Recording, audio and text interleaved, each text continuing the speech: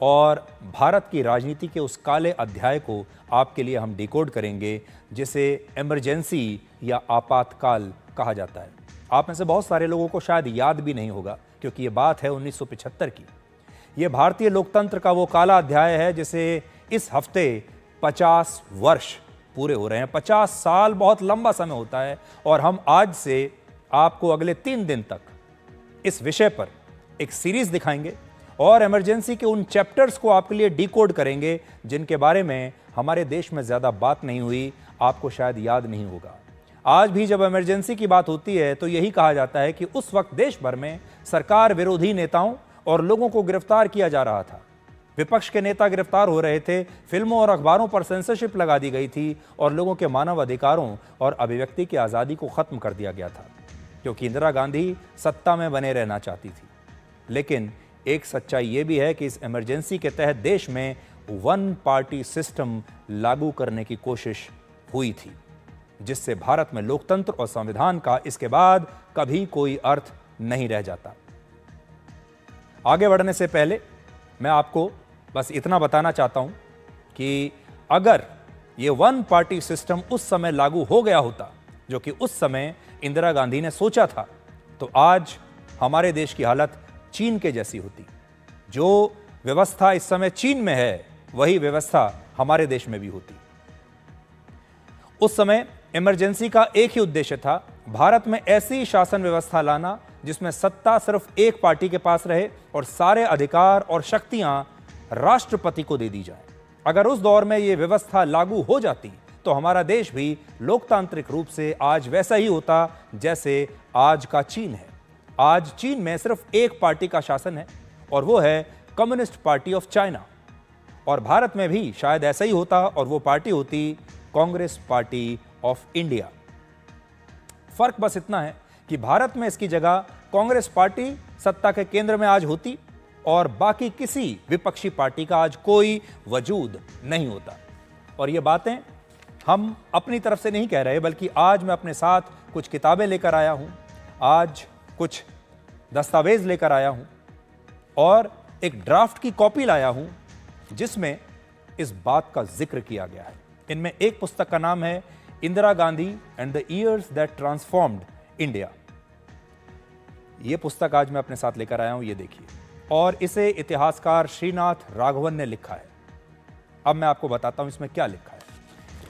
इसमें इमरजेंसी नाम का एक चैप्टर है जिसमें लिखा है कि आपातकाल के वक्त भारत में अधिनायकवादी शासन था, जिसका मतलब होता है सत्ता सिर्फ एक नेता या एक पार्टी के पास सीमित रहेगी। सत्ता का एक नेता या एक पार्टी के पास सीमित हो जाना। उस समय इंदिरा गांधी के शीर्ष नौकरशाहों यानी सरकारी अफसरों और कांग्रेस में इंदिरा गांधी के वफादार और करीबी नेताओं ने देश में राष्ट्रपति शासन की एक नई प्रणाली पर जोर देना शुरू किया। यह वो सिस्टम होता जो सारी कार्यकारी शक्तियों का केंद्रीकरण कर देता और इसमें बाधा डालने वाली सुप्रीम कोर्ट और हाई कोर्ट को एक तरीके से साइडलाइन कर देता, और इसमें संसद की ताकत भी बहुत कम हो जाती और इंदिरा गांधी को प्रधानमंत्री के बजाय राष्ट्रपति बना दिया जाता। इमरजेंसी लागू होने के सिर्फ 2.5 महीने के बाद सितंबर 1975 में इंदिरा गांधी के सहयोगी B.K. नेहरू ने उन्हें एक चिट्ठी लिखी। इसमें उन्होंने इंदिरा गांधी के इमरजेंसी लगाने के फैसले की जमकर तारीफ की और उन्हें इसका फायदा उठाने का सुझाव दिया। कहा कि आपने इमरजेंसी लगा दी है, आपको इसका पूरा फायदा उठाना चाहिए। उन्होंने इंदिरा गांधी से कहा कि उनके पास इस समय 2/3 बहुमत है संसद में, जिससे वो संविधान में कुछ भी बदलाव करके खुद राष्ट्रपति बन सकती हैं और भारत में सारी संवैधानिक शक्तियां, सारी राजनीतिक शक्तियां अब वो अपने पास रख सकती हैं। B.K. नेहरू का यह भी कहना था कि भारत को एक ऐसे राष्ट्रपति की आवश्यकता है जिसे जनता द्वारा चुना जाए और वो राष्ट्रपति देश की संसद पर निर्भर न रहे। सोचिए, ऐसा राष्ट्रपति जो देश की संसद पर ही निर्भर नहीं है, और यह राष्ट्रपति ऐसा हो जो कठोर हो, अप्रिय और अलोकप्रिय फैसले लेने में भी समर्थ हो। यह मॉडल फ्रांस की शासन व्यवस्था जैसा था जिसमें सारी शक्तियां, संवैधानिक शक्तियां राष्ट्रपति के पास होती हैं। बी के नेहरू के इन विचारों को प्रधानमंत्री इंदिरा गांधी के सचिव उस समय के पीएन धर ने बड़े ही उत्साह के साथ स्वीकार किया और खुद इंदिरा गांधी ने भी कांग्रेस के नेताओं को इन विचारों पर चर्चा करने के लिए कहा, चर्चा करने की इजाजत उन्होंने दे दी। मैं आपको कुछ पढ़कर बताता हूं। बी के नेहरू ने लिखा, the emergency should be taken advantage of while it lasts. Indira Gandhi को सलाह दे रहे हैं कि ये जो आपने लगाई है इमरजेंसी, इसका पूरा फायदा आप उठाइए। आगे इसी किताब में लिखा है कि Nehru suggested a directly elected president of the Republic. Congress के वरिष्ठ नेताओं में बाबू जगजीवन राम और स्वर्ण सिंह ने बहुत ही गर्मजोशी से इस विचार का समर्थन किया और हरियाणा के तत्कालीन मुख्यमंत्री बंसीलाल ने तो यहां तक कह दिया था कि हमारी बहन इंदिरा गांधी को जीवन भर के लिए प्रधानमंत्री बना देना चाहिए। आज मैं उनका एक बयान की कॉपी लेकर आया हूं जो उन्होंने बयान दिया था।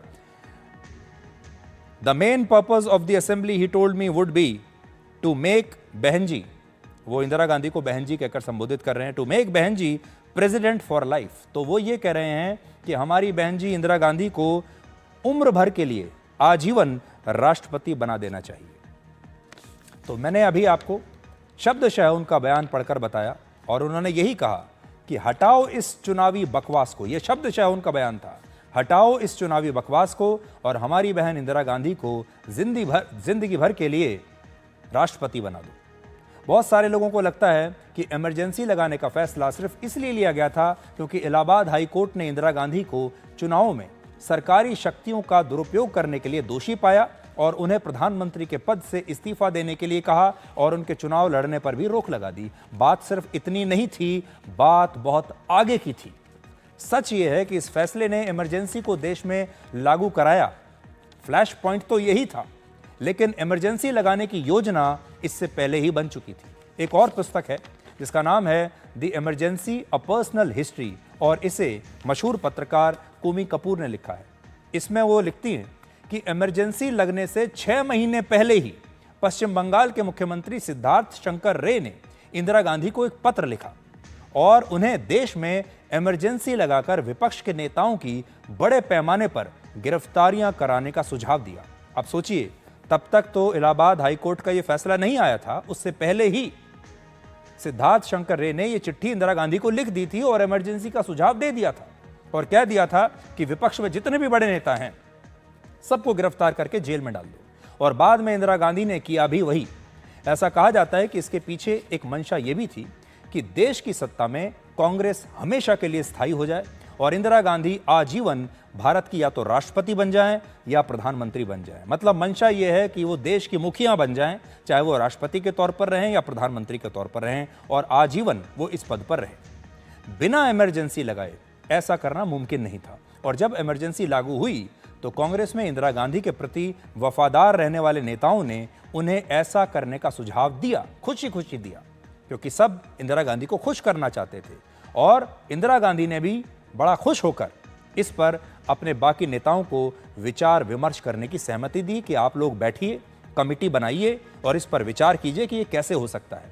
और इसी विचार को बल देने के लिए दिसंबर 1975 में एक दस्तावेज जारी हुआ जिसका नाम था a fresh look at our constitution और उसे लेकर कुछ सुझाव, सम सजेशंस। आप सोचिए इसमें क्या कहा जा रहा है। इसमें कहा जा रहा है कि अपने संविधान पर अब हम एक फ्रेश लुक, मतलब संविधान के बारे में दोबारा से पुनर्विचार करेंगे।